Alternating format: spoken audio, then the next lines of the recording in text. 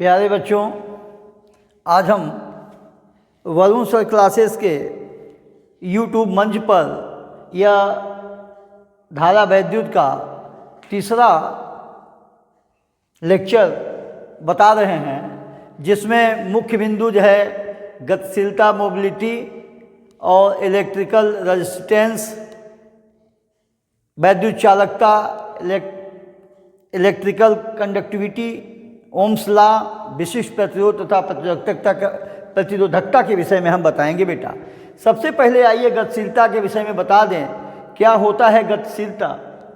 गतिशीलता, किसी भी चालक में भी गतिशीलता पाई जाती है और धात्विक चालकों में, आयनों में भी होता है गतिशीलता, आयनित गैसों में, और इसके बाद विद्युत अपघट्य में भी आवेश वाहक जो होते हैं, धात्विक चालकों में जो आवेश वाहक होते हैं प्यारे बच्चों, वह मुक्त इलेक्ट्रॉन होते हैं, और आयनित गैसों में जो आवेश वाहक होता है वह इलेक्ट्रॉन तथा धनायन होता है। कभी कभी एक नंबर में सवाल पूछ देगा ऐसी स्थिति कि आयनित गैसों में जो गतिशीलता किसकी वजह से पाई जाती है, जो आवेश वाहक की गतिशीलता जो होती है वह कैसे पाई जाती है, किसके द्वारा होती है, तो आप इलेक्ट्रॉन तथा धनायन के द्वारा होता है बेटा।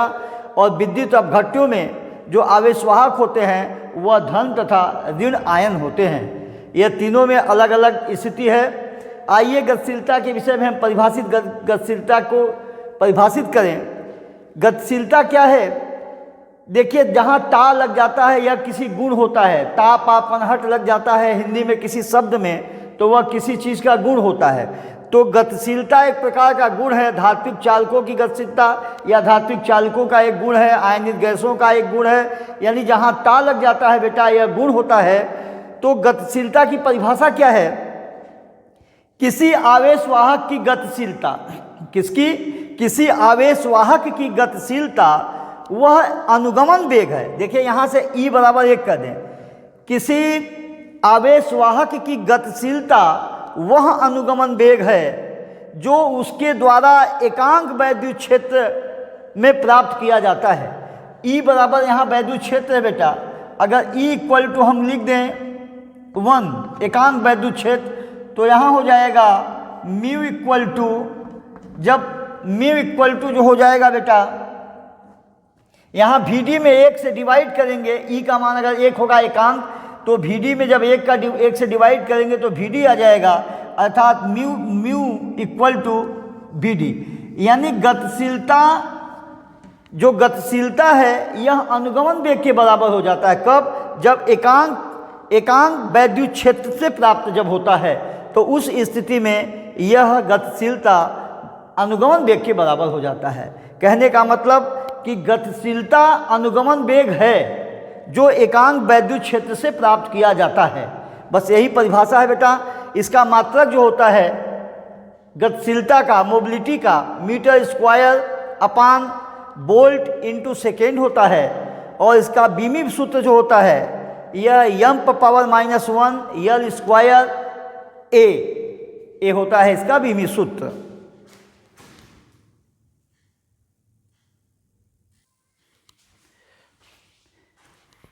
देखो बेटा, वैद्युत प्रतिरोध क्या होता है? क्या होता है वैद्युत प्रतिरोध? ये चालक है। किसी चालक में यदि हम धारा I प्रवाहित कर रहे हैं, तो किसी चालक में जो वैद्युत धारा प्रवाहित होती है उसमें पैदा होने वाले रुकावट को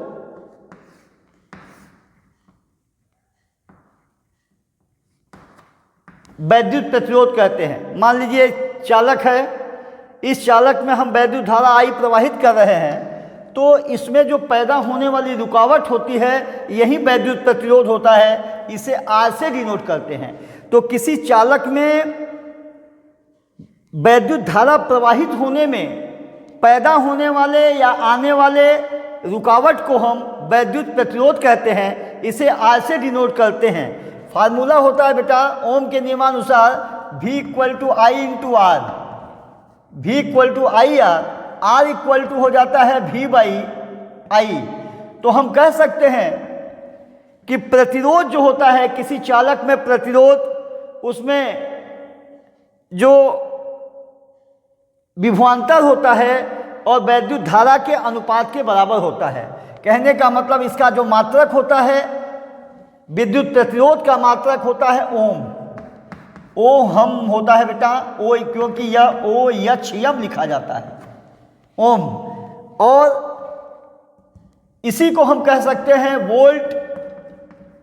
वोल्ट बटे एम्पियर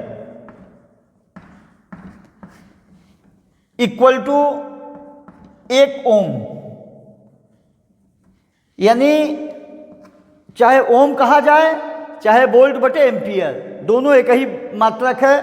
1 ओम में 1 वोल्ट बटे एम्पियर होता है। यह रेजिस्टेंस है, वैद्युत प्रतिरोध।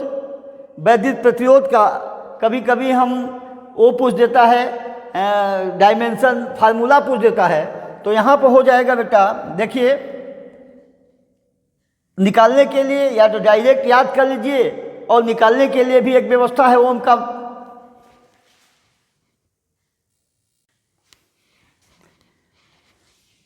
वैद्युत प्रतिरोध का जो मात्रक है बेटा, यह वोल्ट बटे एम्पियर, चाहे ओम कहिए। इसका बीमी सूत्र ml² T⁻³ और A⁻⁻1। अब इसके विषय अब हम आपको बता दें बेटा, वैद्युत चालकता। वैद्युत चालकता क्या होता है? वैद्युत चालकता प्रतिरोध के व्युत्क्रम के बराबर होता है। वैद्युत चालकता, यह वैद्युत चालकता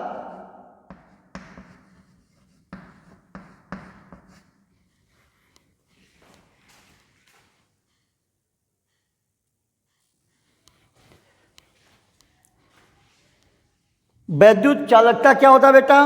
वैद्युत चालकता वैद्युत प्रतिरोध के व्युत्क्रम को हम वैद्युत चालकता कहते हैं। यानी वैद्युत प्रतिरोध के व्युत्क्रम को हम वैद्युत चालकता कहते हैं। इसका मात्रक जो होता है, इसमें ओम इसका उल्टा होता है, व्युत्क्रम होता है, तो इसका मात्रक महो हो जाता है, अर्थात मो हो जाता है, जिसको हम मो बोल देते हैं, EMHO।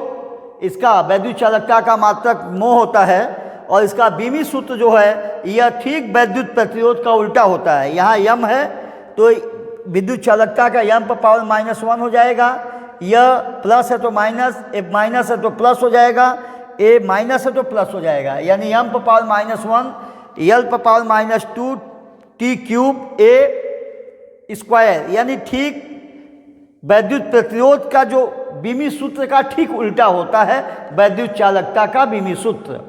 अब हम आपको बेटा ओम के नियम के विषय में आपको बता दें।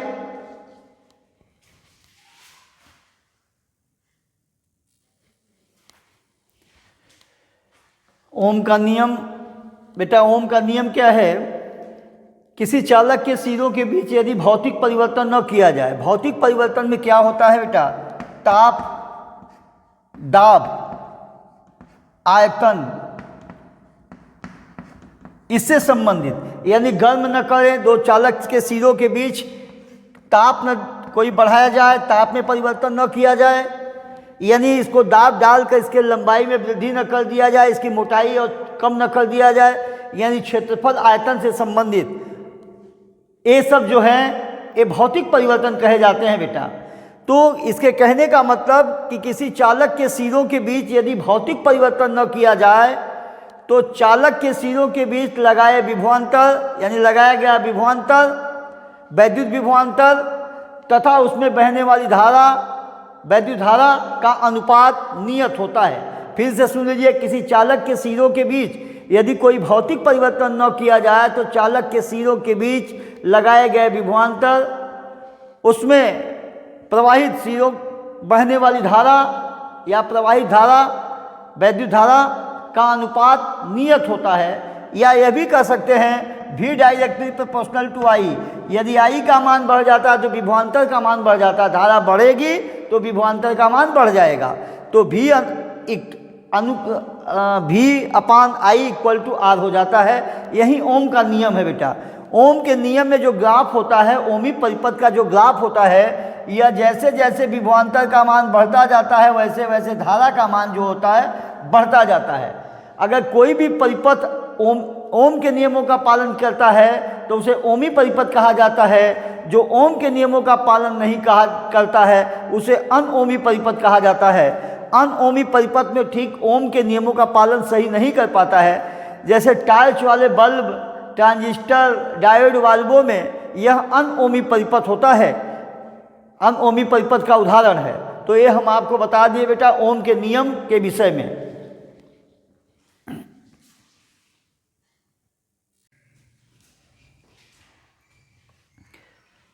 अब अगला बेटा हम विशिष्ट प्रतिरोध के विषय में बताएंगे।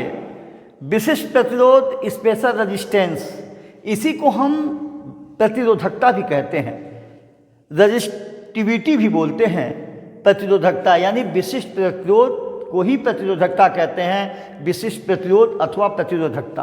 क्या होता है बेटा विशिष्ट प्रतिरोध?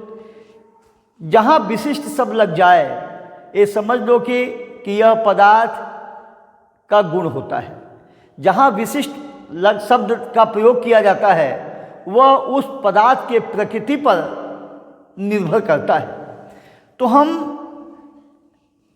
किसी चालक यानी तार चालक से संबंधित है तो विशिष्ट प्रतिरोध जो होगा उस चालक जो पदार्थ है उसके पदार्थ के प्रकृति पर निर्भर करता है और साथ ही साथ जो वह धात्विक चालक है उसके इलेक्ट्रॉन घनत्व पर निर्भर करता है।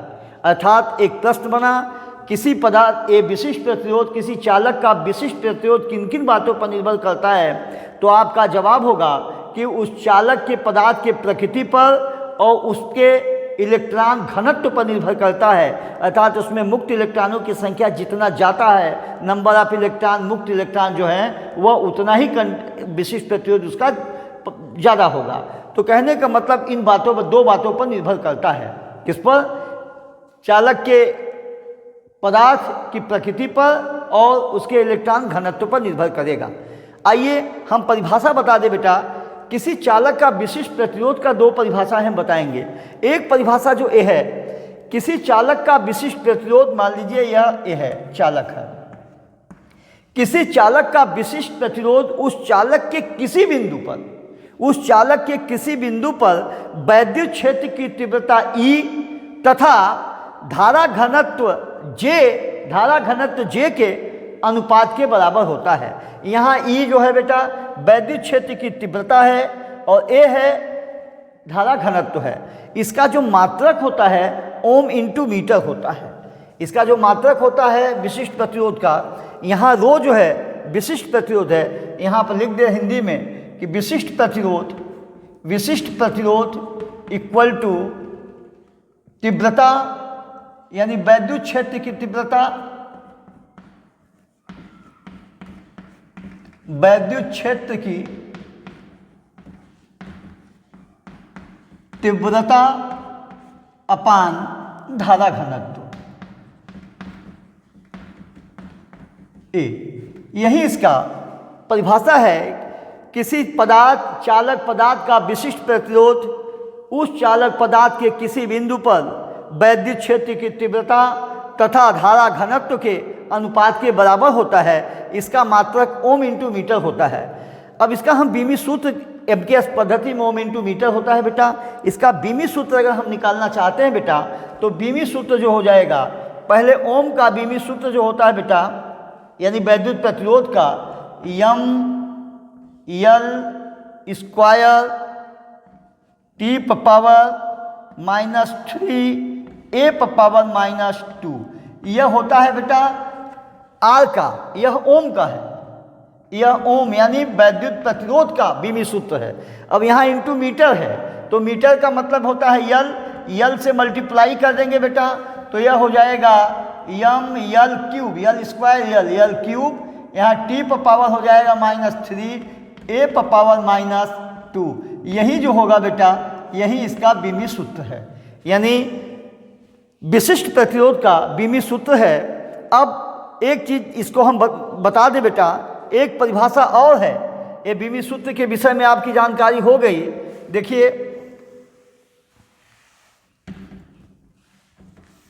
एक चीज, एक परिभाषा हम और बताने जा रहे हैं बेटा। देखिए सूत्र का डेरिवेशन के आधार पर हम सूत्र को कैसे बता रहे हैं। सबसे पहले हम जानते हैं एक फार्मूला है E इक्वल टू V अपान यल।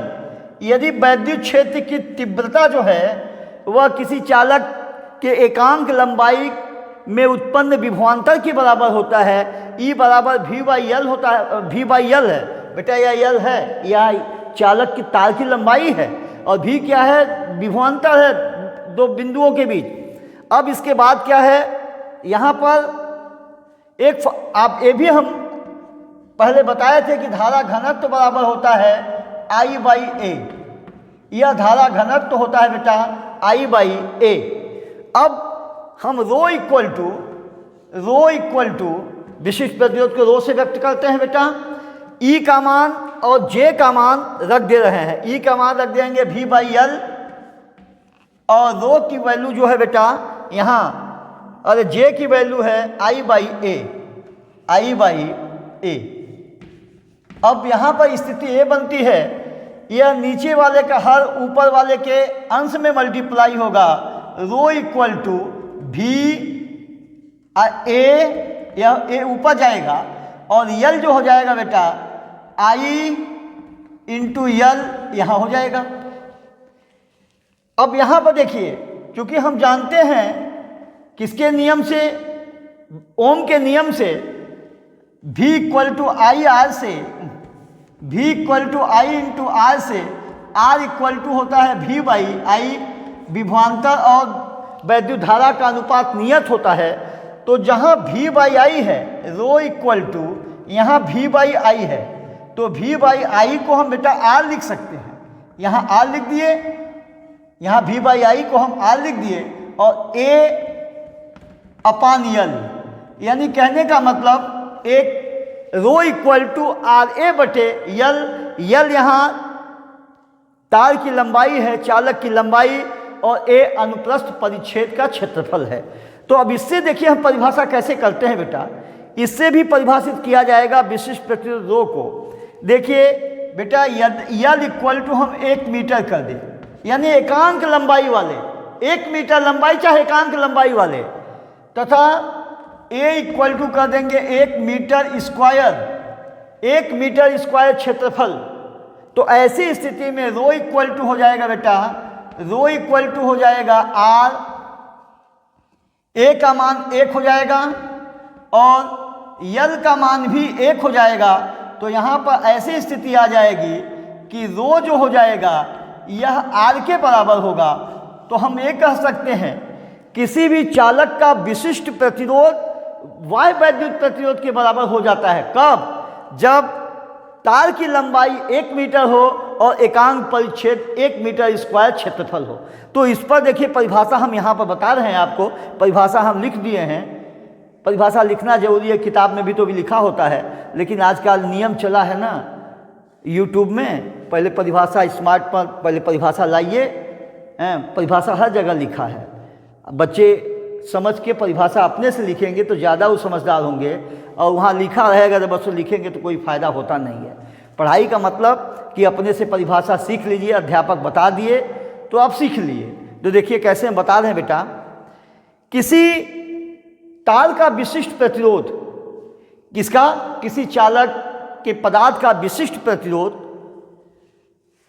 एकांक लंबाई 1 मीटर लंबे, देखिए परिभाषा में लिखे हैं किसी पदार्थ का विशिष्ट प्रतिरोध, हम विशिष्ट प्रतिरोधक की परिभाषा में बता रहे हैं। तो किसी पदार्थ या किसी चालक पदार्थ या किसी चालक का विशिष्ट प्रतिरोध उस पदार्थ के 1 मीटर, यानी यल का मान 1 कर दिए, 1 मीटर लंबे तथा 1 मीटर यहाँ क्षेत्रफल जो है ए, 1 मीटर स्क्वायर अनुप्रस्थ परिच्छेद के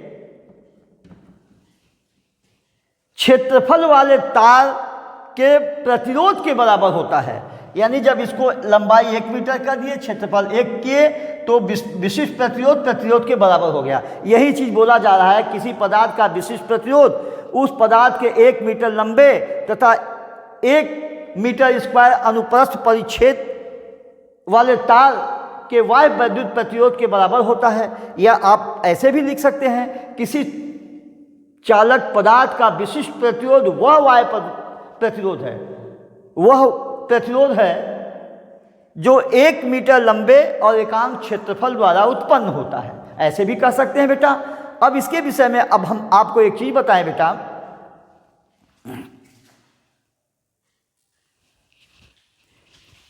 देखिए बेटा, यहां rho equal to are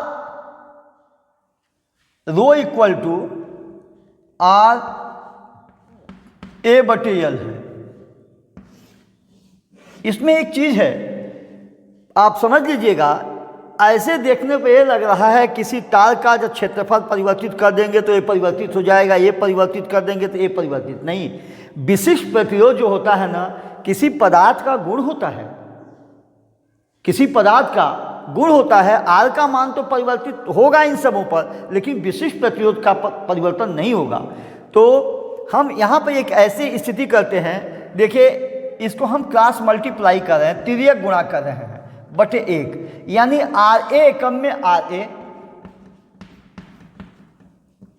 equal to rho into L. यहां से हम आर निकाल लेते हैं, R equal to rho into L upon A, या रो यल अपान ए, यल अपान ए को अलग कर दिए। रो यहाँ कांस्टेंट है बाबू, है विशिष्ट प्रतिरोध पदार्थ का गुण है। यहाँ पर अब एक प्रश्न बनता है। देखिए इलेक्ट्रिकल इंजीनियरिंग में पढ़ाई में ये सब छोटी छोटी चीज़ें ना बहुत ज़रूरी पड़ती है। हर देखिए क्या क्या यहाँ निष्कर्ष निकल रहा है। किसी तार का वैद्युत प्रतिरोध किन किन बातों पर निर्भर करता है। जैसे तार है, चालक है, किसी चालक या तार का वैद्युत प्रतिरोध किन किन बातों पर निर्भर कर रहा है बेटा। यहां देखिए R directly proportional to L, एक बात ये है। दूसरा यहां ए, इसको समझने के लिए हम कुछ जो बच्चा नहीं समझा है, जो इस यहां कुछ हम अलग से चीज बता देते हैं बेटा। देखिए जैसे x equal to y by P है, तो यक्स का वाई का संबंध सीधा है। यक्स का संबंध वाई से क्या है बेटा, सीधा। यानी सीधा का मतलब अनुक्रमानुपाती, वाई को बढ़ाएंगे तो यक्स बढ़ जाएगा, यानी x directly proportional to y. इसको यक्स अनुक्रमानुपाती वाई, यानी वाई का मान यक्स बढ़ा देने पर यक्स का मान बढ़ जाएगा, ये कहता है। दूसरी चीज देखिए, यह अंश में है, यह वाई यक्स भी, अरे वाई यक्स यहाँ अंश में है और यह भी अंश में है। अंश अंश का संबंध सीधा होता है, हर का संबंध सीधा होगा, लेकिन अंश और हर का संबंध, यक्स का संबंध जो पी से है बेटा, यक्स इनडायरेक्टली प्रोपोर्शनल पी। अगर इनडायरेक्टली बोलेंगे तो 1/p नहीं बोलेंगे, या तो दो तरीके से इसको कहेंगे। X directly proportional to 1/p, यानी यक्स 1/p के अनुक्रमानुपाती है, या यक्स p के व्युत्क्रमानुपाती है, क्योंकि यह बटा में है। इसको दो तरीके से बोला जा सकता है। तो यहाँ यक्स का जो p का संबंध है यह उल्टा है, व्युत्क्रमानुपाती। p का मान बढ़ जाएगा तो यक्स का मान घट जाएगा। यही चीज यहाँ पर हम समझाना चाह रहे हैं बेटा। देखिए क्या समझाना चाह रहे हैं, यह समझाना चाह रहे हैं बाबू कि अगर यल का मान, यल से आर का संबंध सीधा है, यल बढ़ाएंगे, तार की लंबाई बढ़ा देंगे तो प्रतिरोध का मान, वैद्युत प्रतिरोध का मान बढ़ जाएगा। लेकिन ए से क्या संबंध है, देखिए आर इनडायरेक्टली प्रोपोर्शनल, यानी व्युत्क्रमानुपाती पी, ए हो गया। व्युत्क्रमानुपाती जहां भी आएगा ना तो ये बटा में चला जाएगा, ए बटा में है तो व्युत्क्रमानुपाती। कहने का मतलब यहाँ क्षेत्रफल ए का मान, तार की मोटाई बढ़ा देंगे तो प्रतिरोध का मान बढ़ जाएगा। यानी कोई तार अगर मोटा हो जाए, पतला तार को मोटा कर दीजिए तो बेटा प्रतिरोध का मान जो होगा, यानी पतले तार को मोटा कर देंगे तो यानी क्षेत्रफल का मान बढ़ जाएगा। जब क्षेत्रफल का मान बढ़ जाएगा तो प्रतिरोध का मान घट जाएगा। ध्यान से सुन लीजिए, हो सकता है पहले कुछ गलत तो बोला नहीं गया है। देखिए फिर से बता दे रहे हैं, यानी आर का यल से सीधा संबंध है। यानी यल लंबाई, किसी तार को अगर हम, तार है उसको पीट कर लंबा कर देते हैं तो उसका प्रतिरोध का मान बढ़ जाएगा। यदि तार की पीट कर पतला कर दें तो उसका प्रतिरोध का मान बेटा बढ़ जाएगा, क्योंकि लंबाई बढ़ जाने से प्रतिरोध का मान बढ़ जाता है। दूसरी चीज़ यहाँ है बेटा कि प्रतिरोध क्षेत्र, यदि तार को हम मोटा कर दें, पतला से मोटा कर दें गलाकर, तो ऐसी स्थिति में क्षेत्रफल का मान बढ़ जाता है। देखिए क्षेत्रफल, तार का क्षेत्र यहाँ है, ये तार का क्षेत्रफल, इसका मान अगर ए का मान बढ़ गया तो प्रतिरोध का मान बढ़ जाता है। कहने का मतलब प्रतिरोध का मान कम हो जाता है, क्योंकि यह उल्टा संबंध है। क्षेत्रफल बढ़ाए तो प्रतिरोध का मान बेटा कम हो जाता है। अब इस पर कुछ न्यूमेरिकल है। देखिए दैनिक जीवन में इसका प्रयोग क्या है। जब बिजली किसी के घर विद्युत मीटर या बिजली लगाई जाती है, कनेक्शन लिया जाता है विद्युत का, तो एक नियम होता है कि जो पोल है वह आपके घर से कितनी दूरी पर स्थित है। यदि आपका घर जिस पोल से तार खींचा जाता है लाइट के लिए वह बहुत दूरी होगा, तो ऐसी स्थिति में बेटा रे यह केबल की लंबाई बढ़ जाएगी। मेरा बेटू, यह केबल की लंबाई जो बढ़ जाएगी, जब केबल की लंबाई बढ़ जाएगी बेटा, तो प्रतिरोध, विद्युत प्रतिरोध का मान बढ़ जाएगा। और यहाँ पर V = I/R से हम वोल्टेज जो है V का मान तो 220 वोल्ट का सप्लाई मिलवा करता है, तो यह कांस्टेंट बना हुआ है, क्योंकि 220 वोल्ट की सप्लाई आ ही रही है। अब यहाँ पर जब प्रतिरोध का मान बढ़ जाता है बेटा, तो धारा का मान कम हो जाता है। यानी प्रतिरोध बढ़ गया तो धारा जो आपके घर में बहने वाली है 220 वोल्ट की सप्लाई में जो बह रही थी उससे कम हो जाएगा। कहने का मतलब बहुत दूर तक लंबा तार केबल से खींचा जाएगा तो धारा का मान कम हो जाएगा। जब धारा का मान, यहाँ पर देखिए R का मान बढ़ेगा तो धारा का मान कम हो जाएगा, क्योंकि यह कांस्टेंट बना हुआ है। जब धारा का मान कम हो जाएगा तो फिर V = I/R से I का मान अगर कम हो जाएगा तो मुख्य जो सप्लाई होती है आपकी वह वोल्टेज का मान कम हो जाएगा। तो करंट की जो सप्लाई 220 वोल्ट का मिलेगा वह 220 से कम होता जाएगा। कहने का मतलब पोल से जितना दूर आपका घर है उतना आपको वोल्टेज का मान कम मिलेगा।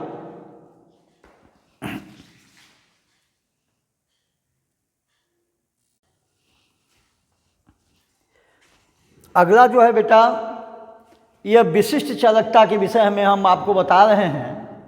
विशिष्ट चालकता इस सिलेबस में नहीं है, आधा मिनट में इसको हम रूबरू करा दें आपको, क्योंकि पढ़ाई के लिए बहुत ही आवश्यक होता है हर चीज़।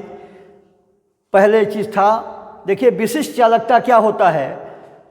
किसी चालक की विशिष्ट चालकता उस चालक के विशिष्ट प्रतिरोध के व्युत्क्रम के बराबर होता है। यानी विशिष्ट चालकता जो होती है वह विशिष्ट प्रतिरोध के व्युत्क्रम के बराबर होता है। व्युत्क्रम का संबंध बता दे बेटा, जैसे यक्स है तो यक्स का व्युत्क्रम 1/x होगा।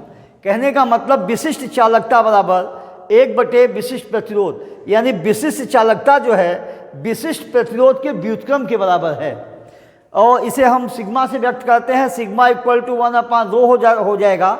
इसका मात्रक जो होगा प्रति ओम मीटर होगा, क्योंकि विशिष्ट प्रतिरोध का मात्रक ओम मीटर होगा, तो यह प्रति ओम मीटर, यानी कि ये प्रति ओम इंटू मीटर होगा। अच्छा, अब देखिए देखिए ये जो चीज़ है प्रतिरोध का ताप पर निर्भरता, ये बहुत इंपॉर्टेंट है बाबू।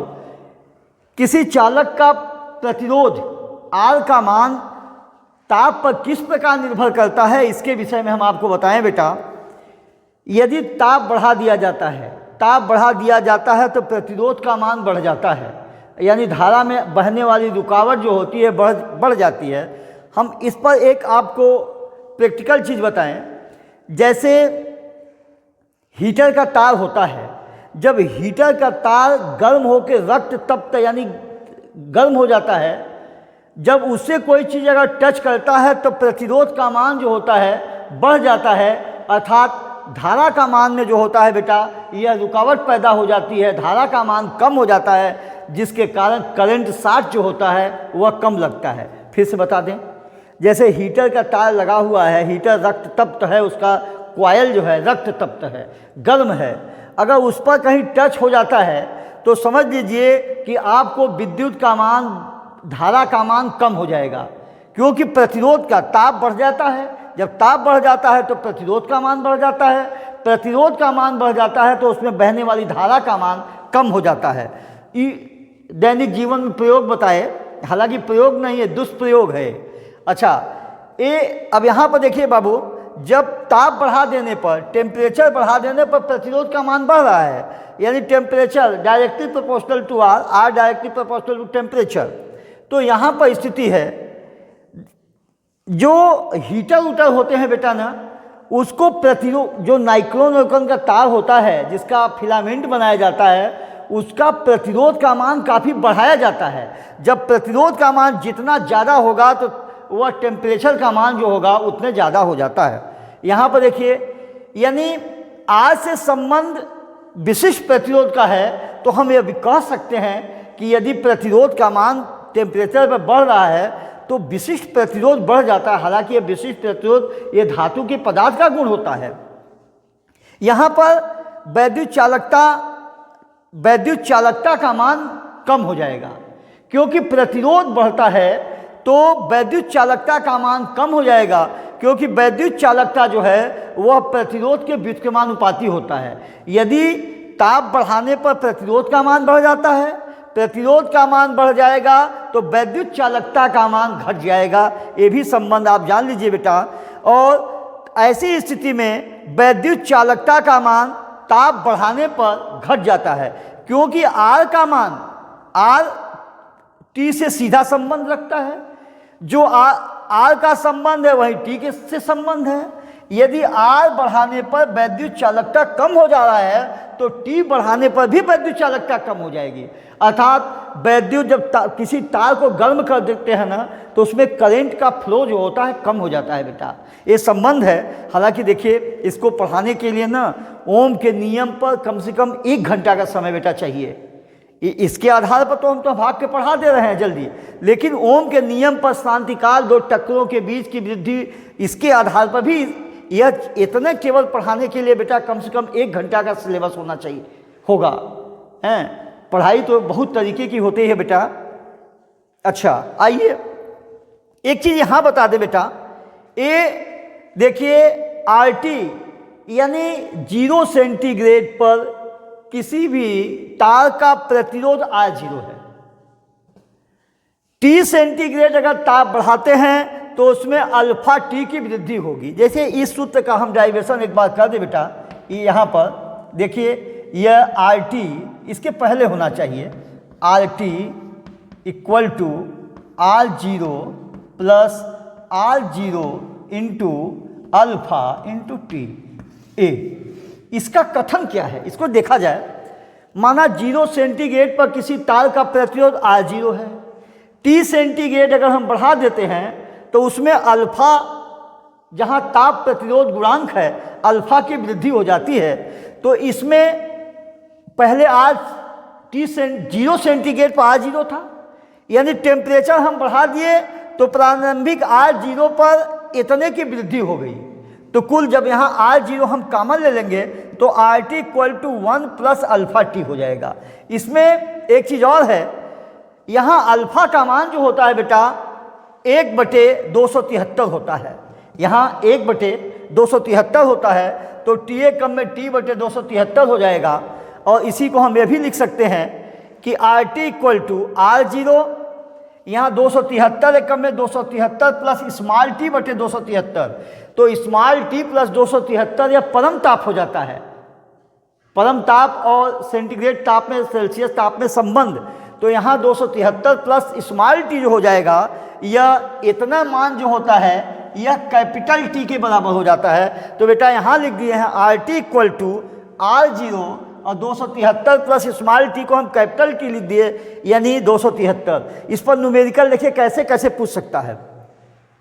इस पर कह देगा कि यदि अल्फा प्रतिरोध ताप गुणांक कितना है, 2 सेंटीग्रेड की वृद्धि हुई 0 से, देखिए कैसे इस पर न्यूमेरिकल पूछेगा।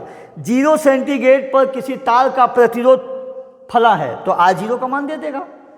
यदि इसमें 10 सेंटीग्रेड ताप में वृद्धि कर दी जाती है तो स्मॉल टी का मान दे दिया। और प्रतिरोध ताप गुणांक का मान फला है, तो तुरंत T सेंटीग्रेड पर प्रतिरोध निकल जाएगा। कहने का मतलब है बेटा 1 सेंटीग्रेड अगर ताप बढ़ाते हैं तो वह प्रारंभिक प्रतिरोध का 273वां भाग की वृद्धि होती है। ये स्थिति है प्रतिरोध का ताप पर निर्भरता से संबंधित जानकारी।